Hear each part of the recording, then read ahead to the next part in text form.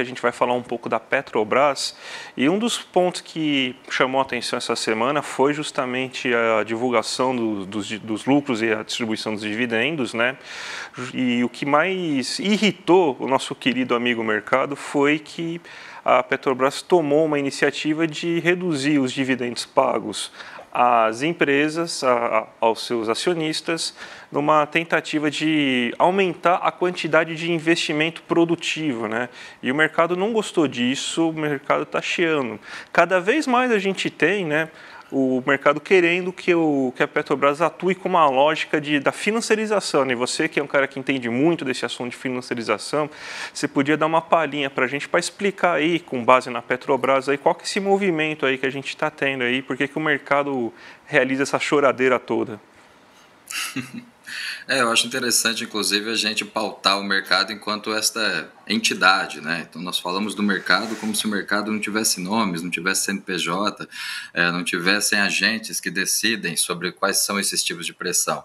Mas eu acho que para a gente entender esse processo de financiarização, em geral as pessoas associam financiarização, esse processo de excessiva especulação, crescimento exagerado do setor financeiro, desregulamentação financeira, essa pressão, essa dominância das finanças sobre as outras formas de capital, né? Por exemplo, o setor produtivo, o setor de serviço, por aí vai.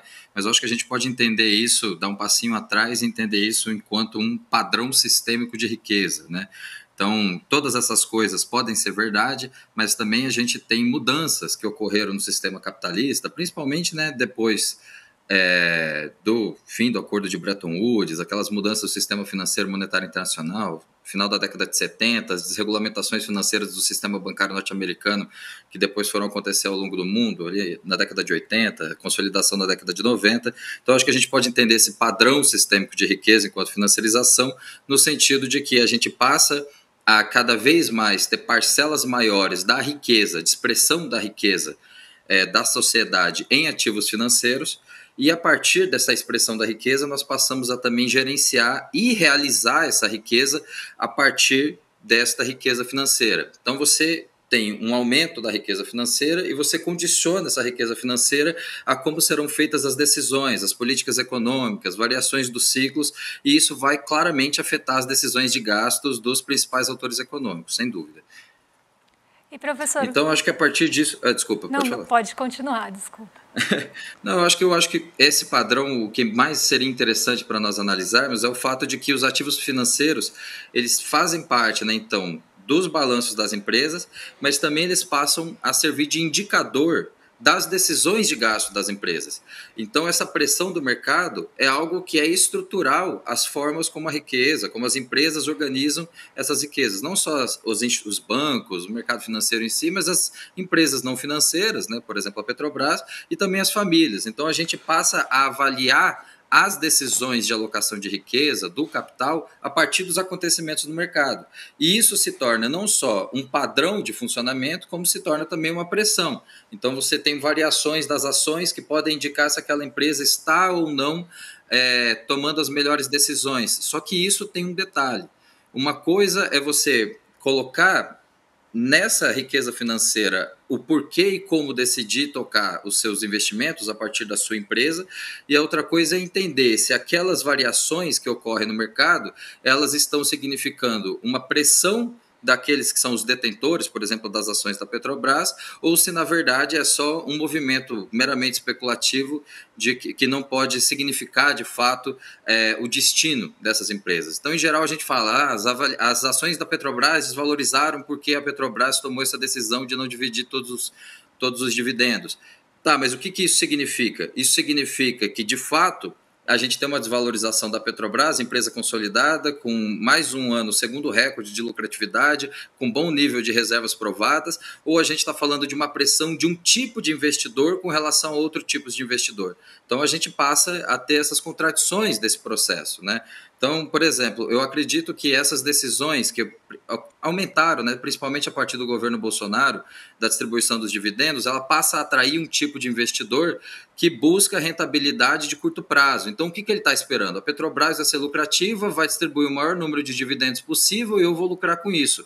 A partir do momento que a Petrobras fala, não, eu acho que é importante a gente ajustar essa distribuição de dividendos devido aos investimentos que precisam ser realizados. Esses investidores passam a sair e podem provocar essas variações no mercado. Então, sim, nós temos um processo de financiarização que impõe a lógica das finanças nas decisões das empresas, isso é a forma de explicar o capitalismo hoje, mas também nós temos que entender quais são os tipos de investidores, como as empresas estão se comportando, quais são as estruturas desses balanços que a gente está vendo, quais são de fato os agentes que aqui estão disputando, porque veja, o mercado não é uma entidade metafísica, são CNPJs distintos que podem discordar, nem sempre a gente está falando do mesmo tipo de investidor aqui.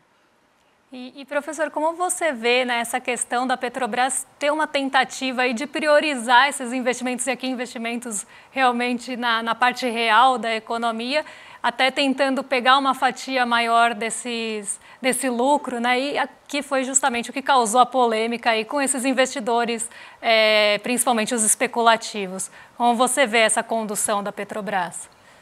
Aqui eu queria citar um amigo, também foi um colega, mas também um grande amigo, que ele fez uma tese maravilhosa sobre o setor de petróleo e gás, que é o João Vitor Machado, tese da Unicamp, recomendo que baixem, onde ele analisa o setor de petróleo especificamente. Essa imposição das finanças, ela está sobre um conjunto enorme de empresas não financeiras, principalmente aquelas que colocam ações na bolsa, né, no sentido de atrair financiamento. Então a empresa, ela coloca o dinheiro, né, no mercado de capitais, buscando aumentar seu financiamento, só que setores se comportam de maneira diferente. No caso do setor de petróleo e gás, o investimento ele não é simplesmente aumentar a capacidade produtiva ou simplesmente uma briga entre eu preciso investir e ao invés de distribuir dividendos. No caso do setor de petróleo e gás, o investimento é algo necessário para a manutenção do funcionamento e da lucratividade desse setor, do setor de petróleo e gás. Então, em geral, você vai ter 3 elementos de alocação de recursos das corporações de óleo e gás, né? De petróleo e gás, de óleo e gás. Maximização do valor do acionista, que é o entendimento de que você vai ter um conjunto de acionistas financiando as posições daquela empresa, mas que exigem retornos de curto prazo, essa distribuição dos dividendos. Então, eles querem o dinheiro deles a cada lucro operacional, né, que é divulgado. Então, há uma pressão por essa divisão, mas existem outros importantes para essas empresas existirem, que é manter o investimento e a expansão das reservas e a alocação da transição energética. Então, conjunto de empresas que são concorrentes da Petrobras estão pensando nesses termos, é uma dificuldade desse conjunto de empresas que tem esse tipo de investidor curto-prazista, mas que também precisa investir e pensar na transição energética. E aqui a gente está falando o seguinte, essas empresas, né, em geral, a prospecção de retornos do setor de óleo e gás, ela vem, né, da capacidade de produção, né, dessas empresas. Então, a gente vai ter o nível de reservas provadas, né, que são as reservas que podem ser acessadas e vendidas comercialmente, né, em termos bem simples, e isso vai ser indicado na composição dos balanços, ou seja, a capacidade de produção faz parte dos ativos dessas empresas. Então, se você tem baixa capacidade de reservas provadas, essas empresas desvalorizam, o que é ruim para o acionista de curto-prazista. Se você tem baixa capacidade de reserva, você tem um risco operacional da empresa também decrescente, o que é ruim para esses curto-prazistas, né, para os acionistas em geral, não só os curto-prazistas. Então, manter um nível de reservas provadas, manter a capacidade de produção de petróleo é importante para as empresas de petróleo e gás. Então, o nível de investimento aqui não é um detalhe, não é simplesmente uma briga entre dividendo e investimento, é importante para a manutenção dessa empresa enquanto tal. Então, lucratividade, manutenção, mostrar ao mercado que eu tenho capacidade de produção e de investimento é importante. Então tem esse detalhe. E outro detalhe é o entendimento de que a Petrobras é uma estatal e, como estatal, ela não tem simplesmente que dialogar com o mercado, ela tem também uma função social. E aqui, no caso, a gente tem ela como principal empresa do país, né? Uma luta lá desde a década de 50, um pouco antes do petróleo é nosso e essas coisas, porque entende o petróleo e a Petrobras como importante para o desenvolvimento do país. Então, pegar a Petrobras, investimento, aumentar o nível de investimento da Petrobras é aumentar o nível de investimento na economia brasileira. Então, a gente está falando também do entendimento do investimento para a manutenção da empresa e do entendimento do investimento para a manutenção de um processo, né, de crescimento, de desenvolvimento que pode ser feito a partir dessa empresa. Então, assim, aumentar o investimento é urgente. E eu acho que toda essa esse barulho, o barulho inicial, ele vai ter a ver com esse corte na carne, né, que a gente tem desse acúmulo de dividendos. É claro que a gente pode falar das estratégias. A Petrobras poderia ter feito isso de outro jeito, para diminuir ou não o barulho, se a Petrobras está fazendo uma grande ousadia ou não, ou se ela está simplesmente tentando mudar a rota com uma conversão do navio de forma muito tranquila ou não, são debates que a gente pode fazer, mas em geral o ponto é: investir é importante à empresa. E esse barulho em torno de deixar de pagar dividendos para a gente poder ter capacidade de investimento é um barulho que, olha, são esses, em geral, é essa galera que está tendo a carne um pouco diminuída e está reclamando bastante.